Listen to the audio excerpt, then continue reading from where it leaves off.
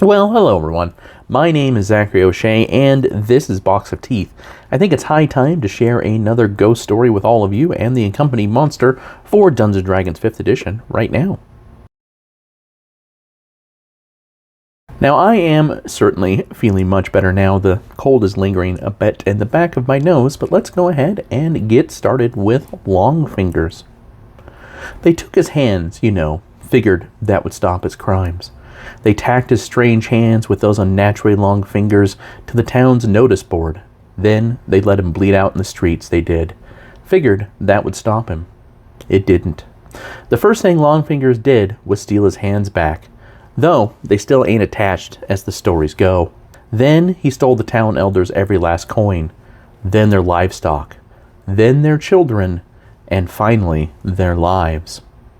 Folks whisper he still haunts us to this day, ready to lay low any fool overflowing with coin and arrogance, though, truth be told, the spirit only cares about the treasure.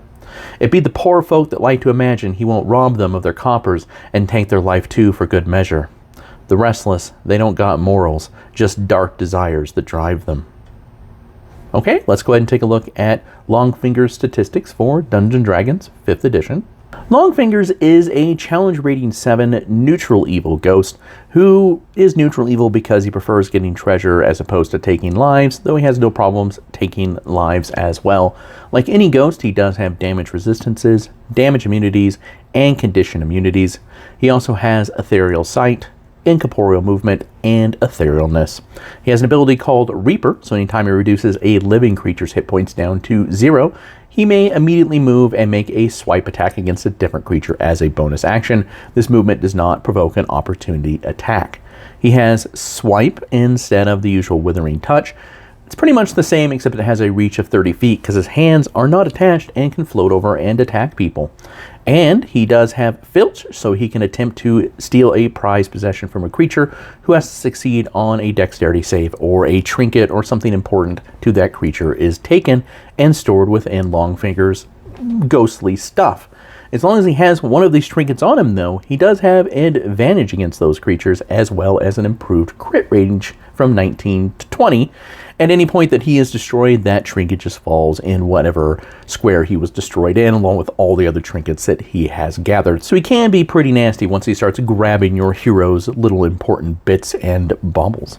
I hope you enjoyed Longfingers. You can find him, dozens of other ghosts, along with hundreds of other horror-themed monsters, all for Dungeons & Dragons 5th edition, and all perfectly free at boxofteeth.blogspot.com.